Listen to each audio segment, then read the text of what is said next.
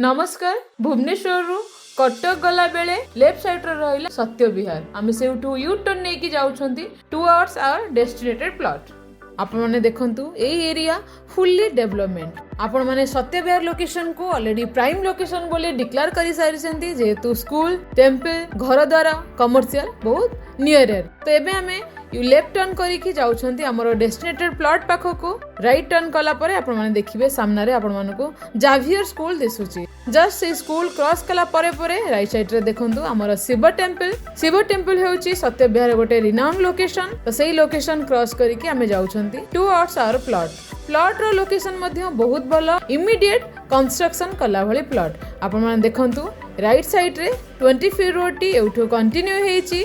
Right side रे just घर रो परे परे जो प्लॉट टी आपण मानको दिसुची सेटा होची हमर डेस्टिनेटेड प्लॉट टी हमर नॉर्थ फेसिंग 1650 स्क्वायर फीट रो येलो जोन रे प्लॉट आपण माने डेरी न करी लोकेशन टी को विजिट करंतु। प्राइस होची 4100 रुपीस।